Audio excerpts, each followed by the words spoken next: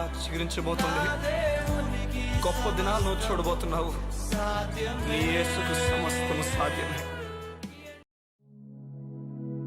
Good morning దేవుని ప్రియ కుమారుడా, good morning దేవుని ప్రియ కుమార్తె, special good morning to you. దేవుడు ఏం చేయగలడో, ఎలా నిన్ను నడిపించగలడో ఈ ఉదయాన దేవుడు మనతో మాట్లాడడానికి ఇష్టపడుతున్నాడు, ప్రత్యేకంగా నీతోనే. చూడండి, ఒక వచనం మీకు చదివి వినిపిస్తాను. కీర్తనలో 29వ అధ్యాయము 11వ వచనం ఈ విధంగా ఉంది. యెహోవా తన ప్రజలకు బలము అనుగ్రహించును. దేవుడు తన ప్రజలు అనుకున్న వారికి ఆయన తన బలాన్ని ఇస్తాడట. దాని అర్థం చూడండి, మన బిడ్డలు అనుకున్న వారికి మందరున్న ఆహారం పెడతాం, మందరున్నవన్నీ కూడా వారికి ఇవ్వడానికి ఇష్టపడతాం. అలా దేవునికి బలం ఉందట. ఆ బలము తన ప్రజలకు అనుగ్రహిస్తాడు. బలము ఎలాంటి సమయంలో కావాలి? బలం ఒక వ్యక్తి ఎప్పుడు వాడుకుంటాడు? ఎప్పుడైతే ఒక బలమైన వస్తువు లేపాలో, ఒక వ్యక్తి పడుకొని లేచిన దగ్గర నుంచి ప్రతి దానికి కూడా బలం కావాలి. చూడండి, ఒక వ్యాధిగ్రస్తుడు తన పడక మీద నుంచి లేగలేకపోతాడు. లేగడానికి చెప్తే నాకు బలము సరిపోవట్లేదండి. దేవుడు అంటున్నాడు, అలాంటి వ్యాధి గుండా వెళ్తున్న నీతో మాట్లాడి చెప్తున్నాడు, యెహోవా తన ప్రజలకు బలం అనుగ్రహించబోతున్నాడు.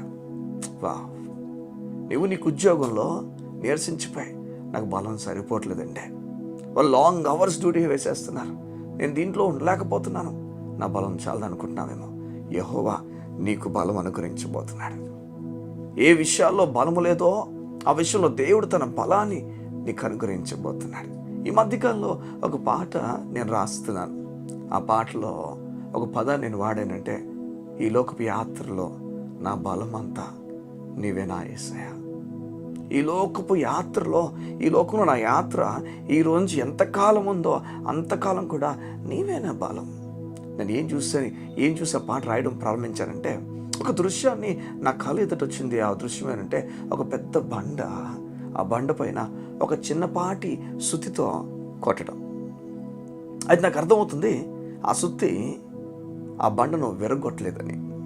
అప్పుడు ఒక స్వరం చెప్తుంది, ఈ సుత్తికి నేను బలం ఇవ్వబోతున్నాను, ఈ సుత్తికి నేను బలం ఇవ్వబోతున్నాను.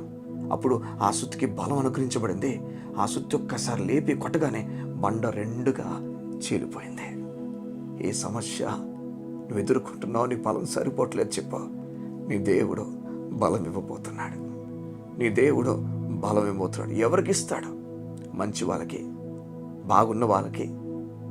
ఇవి బైబిల్ చెప్పట్లేదు, కానీ బైబిల్ చెప్తున్న మాట చూడండి, తన ప్రజలు అని పిలువబడుతున్న ప్రతి వ్యక్తికి కూడా ఇవ్వబోతున్నాడు. ఇంకో మాట ఉంటుంది బైబిల్లో, తన ప్రజలు కాని వారిని ప్రియురాలని ప్రజలని పిలుస్తాడని. అవును, తన ప్రజలంటే ఇజ్రాయెల్ తన ప్రజలుగా పిలువబడ్డారు. అనిలు తన ప్రజలుగా పిలువబడలే. బైబిల్ చెప్తుంది, తన ప్రజలు కాని వారిని ఎక్కడ పిలిచాడో అక్కడే తన ప్రజలను పిలుస్తాడట. ప్రియురాలు కాని దాన్ని ప్రియురాలను పిలుస్తాడట. నేను దేవుడు ప్రియుడుగాను ప్రజలుగాను పిలిచిచున్నాడు. యేసు ప్రభు బట్టి నీకు బలము అనుగ్రహింపబడబోతుంది. నెమ్మది కలిగి ప్రభు చూస్తావా? యువతి అన్న బలముతో ఆ పని, ఆ కార్యం జరగబోతుంది. నువ్వు వెళ్ళి అడుగు వేయు. బలముతో దేవుడు ఆ పని జరిగించబోతున్నాడు. నెమ్మది ముందుకెళ్ళి దేవుని కార్యం గొప్పగా నువ్వు చూడబోతున్నావు. శక్తి ఇప్పుడు యేసు నామములో విడుదలవుతుంది. ఆమేన్. శక్తి విడుదలవుతుంది అనగానే ఇప్పుడు ఎందుకు విడుదలవుతుంది? చూడండి, దైవజనుడు ఒక మాట చెప్తున్నప్పుడు దాంతో ఏంటి చెప్పనా, తన మీద ఆధారపడి కాదు, తన ఏదో చేసేయగలడని కాదు, కానీ దేవుని కోరుతున్నాం మనం, ఆయన శక్తి విడుదలవుతుందని. అది విశ్వాసపు మాట. విశ్వాసంతో మాట్లాడడం, ఆయన శక్తి విడుదల చేయబోతున్నాడు. నీ కార్యం జరగబోతుంది. దేవుడు కార్యం జరిగిస్తున్నాడు. కళ్ళు మూసుకుంటావా?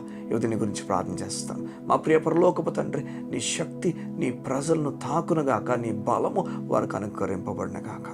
యెహోవా ప్రజలకు బలమునిస్తాడని చెప్పిన మాట ప్రకారంగా నీ బిడ్డలు బలమును పొందుకొని ధైర్యంతో ముందుకు నడుచుకొని వెలుదురుగాక. యేసు నామములో శక్తి విడుదలవునుగాక. ఆమేన్, ఆమేన్, ఆమేన్. ఈ ఉదయం దేవుడు చెప్తున్నాడు, బలహీనంగా ఉండే లేకపోతున్నాను నిన్ను దేవుడు బలపరచబోతున్నాడు.